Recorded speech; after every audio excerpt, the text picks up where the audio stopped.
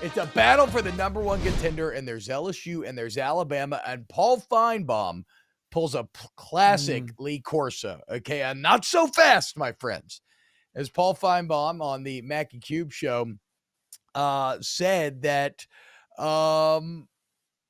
basically that, all this talk that he's kind of taken aback about all this talk of LSU being better than Alabama this year, saying, quote, when the sun clears and you look at the roster, other than the quarterback position, it's pretty close to Georgia. Again, you can split hairs, but Alabama is loaded.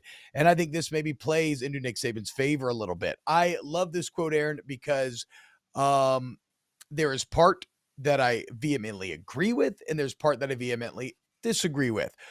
First off, the caveat of other than the quarterback position is doing a lot of a heavy lifting here, right? Like that's a hell of a sentence. No. That's a bit like, what's the old say? Does Alabama have Brock Bowers? Does Alabama have a Brock Bowers on their roster? They got it's okay. No, you're being Georgia defensive again. Just relax. This is not about Georgia. This is not about Georgia. This is merely saying that Alabama is closer to a Georgia than an LSU. I think it's just more fine ball. We talk about Joel Klatt pissing me off at times. I loathe fine ball. Like I despise to like. Are you calling him fine balled? What are you calling him something? Here? I don't know. Whatever it is, we don't see eye to eye in a lot of things. And that starts from about 5 years. No, that started my senior year to then 5 years ago with some Tennessee comments and just everything in between. Just so that's what really got me going. So Finebaum is your Trent Krim from Ted Lasso. If you are Roy Trent Kent, ended up being a good guy, though. I like. Trent I don't know. now. I haven't finished the show yet. Okay, well maybe you and Paul have a little reunion. No, in your future remaining. Yeah, Michael DiVincenzi's right. It's personal. I agree. Okay, no. All I'm saying is, okay, relax on Georgia. Not the point. All I'm saying is, saying other than the quarterback position is a bit like. Besides that, Miss Lincoln, how was the play? Like what are we talking about? Like the quarterback position is football. So, Alabama has this incredible roster, but make no mistake, great teams can be sunk by having awful quarterback play. So that's the part that I disagree with. What I do agree with is absolutely this all plays into Nick Saban's favor. I don't think, maybe save for the first couple of years he was there, maybe the dip when they lost to Alabama in the Sugar Bowl. Like, Aaron, has Nick Saban ever had more legitimate bulletin board material than he has right now? He has a team full of 4 and 5 stars, where the kind of concern there is that maybe when you get too many of them, they're not motivated, or they start to kind of be overconfident. They believe themselves too much. Well, that can't be the case when we're all out here saying they suck, and he can play them the clips. He can print out the quotes. He can show them you saying they're guaranteed to lose 2, maybe even 3 games this year. Saturday Down South's got a headline, 8 teams that will be better than Alabama this year. Like, Nick Saban has never had more ammunition with which to play. He used to have to fight against rat poison. Okay. Now he doesn't have to do that. Now you're providing all the motivation that he needs for his team. So again, Finebaum is off on the quarterback part of this, and I'll get more on that later, but he is right about Nick Saban's probably not hating how the media is treating his team. It's rare for him. No, it is rare. And I think the Saturday Down South was more, maybe not 8 teams that are better than Alabama, but 8 teams in the SEC that have better quarterbacks than Alabama had in the season. I actually did kind of my own quarterback evaluation this morning, just kind of reading that article. And I would say they're probably 10th, if not 11th on the list when it comes to quarterback play in the SEC. And that's an issue. I mean, the game has changed. And for Alabama this year, are they talented on both sides of the football? Yes. But I think the areas to me that are concerning is, one, the quarterback spot. You had to go out there and bring in an average quarterback from Notre Dame to add some depth and to add some competition to the room, because you weren't impressed with the 2 guys after the spring game. The receiving depth, I don't think is a concern, but more of I still don't see that elite playmaker. What has Alabama been for the past decade? They've had good quarterback play. They've had excellent running back play, offensive line play, and elite receiver play, especially over the past 7 years. They've had numerous first-round picks at the receiving spot. They had a guy who won a damn Heisman Trophy at the receiving position. They don't have that stuff this year. They have good receivers. They have a question mark at quarterback. We don't even know who the hell's going to start. I don't love any of them. Running backs are young. Offensive line looks good, and they're supposed to be great. It has to be improvement from what they were last year. You lose your tight end. There's a lot of question marks on offense, and I think that's the biggest one. Are there 4 and 5 star guys there? Yes. Guess what? Ty Simpson was also a 4-star. So doesn't mean just because you're a 4 or 5 star doesn't mean that you're going to go out there, especially as a young kid, and perform right away. This is a young team. This, to me, if any year, is a rebuilding year, which is fine. I mean, if you're 9-3, 10-2, and it's your rebuilding year because you're young, that's a hell of a year. I think to me, if anything, it's figure out our identity on offense this year, continue to be elite on defense, get to 10 wins, and then I think 2024 is their big year, honestly, if they can figure out the quarterback spot. But for me to sit down and right now and say, you're loaded with 4 and 5 star guys that haven't played a lot of football with an inexperienced quarterback who I don't even know who the hell that guy is going to be, and tell me that you're better than an LSU team that returns a lot of their starters at key positions is crazy to me. Crazy. I'm not comparing 4 or 5 star guys. I want to know what elite talent has played in big time games and has won big time football games. Alabama doesn't have that. LSU does, which gives me more confidence heading into the season. LSU is more equipped to have success this year.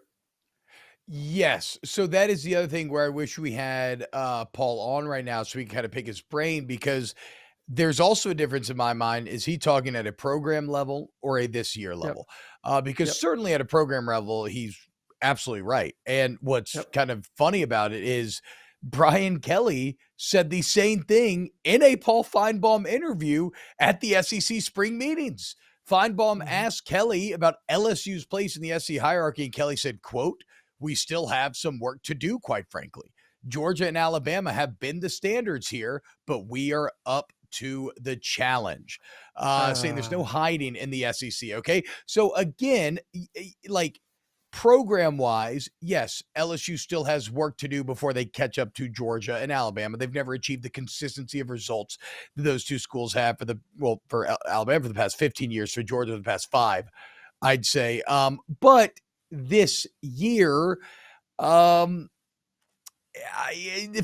a bit off, because you're right, Aaron. I'm not as heavy as you are on LSU, maybe in this regard. Maybe I'm trying to fight against my own natural homerism, but I have just accept it. You guys are really damn good. I have it as a coin toss with an edge to LSU, like a 60-40 split, perhaps, right? Like Alabama may have the better roster top to bottom, but in terms of starters, it's going to be relatively minimal difference, with LSU being better in some areas. And most importantly, we think better at quarterback. Now, that is said, right, a potential huge advantage at quarterback. But that said, in the same way, if Alabama does solve the quarterback issue and either Buckner, Simpson, or Milroe actually blows us away and somehow just does things that we haven't seen them do up to this point, then I would say that, yes, the scales do tip back into Alabama's favor. So, look, Finebaum, I get what you're saying on a program level, but no, this year, I don't actually think I'm being a homer, and I don't think it is illogical or misleading or clickbait to say that LSU should be the favorite in 2023. Yeah, but I think that the worry is, because LSU had a great recruiting class, that LSU with Brian Kelly, a younger coach, with the talent in Louisiana and owning the state, if you do win consecutive years, you've already seen a program that is more disciplined than they've ever been before in LSU. I mean, look at the past 2 coaches. You can't tell me Brian Kelly isn't a massive upgrade from the past 2 coaches you guys have had. Yeah, and both those guys have won national championships. So you can win. And now I do think Brian Kelly brings a cultural aspect that is going to breed consistency and get them to a part where they're fighting for national championships and SEC championships almost like on a yearly basis, because they're probably going to be in the playoffs year in and year out. So I do think LSU is there. I think that they're a year away, maybe 2 years away from having the depth of a Georgia and Alabama. But from a starter perspective, they're right there. The only thing that LSU is going to hurt LSU this year is if the starters get hurt at certain positions. That's it. Yes, I mean, not because they're a little thinner. They don't have the depth. But if they can stay healthy, Yeah. from top to bottom, starter position by position. I mean, you go through LSU's offense right now. 2 tackles that are phenomenal, freshman tackles. Mm-hmm. You got a top 5 quarterback. You just got a top running back transfer. You got elite receivers. You got an elite tight end in Mason. You got Taylor, Mason, the big number 0 at defensive tackle. One of the Mason best big Smith, men. who would have Mason been Smith. the best player on LSU Yes. last year. Like, and You have one of make the no best mistake, defensive linemen. Mekhi Wingo still ended up being an All-American. Yep. But yeah, Yep. Mason Smith So and you Mekhi got Wingo one of the best powerful. defensive linemen. You got the Yep. best linebacker in the SEC and Harold Perkins. It's a loaded roster from starters. It's just, and Kelly admits it, they don't have the depth behind them if something went wrong. That's it. That is my only concern for LSU this year. But that concern to me will be gone heading in the 2024 season and beyond. You give him another recruiting cycle. So I don't even know if it's going to be the same case starting in 2024, honestly. Blake Walter says the last 3 times Bama wasn't preseason number 1 and 2, they won the title. Again, those are the type of stats that make you fear Alabama and thinking so kind of flippantly about them.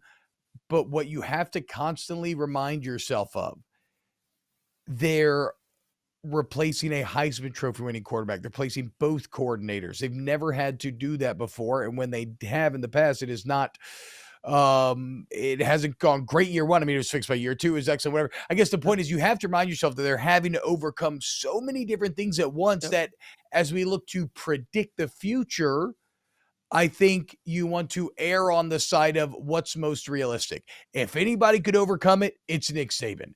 I still think this should be a bridge too far. And if it's not, then give that man his roses.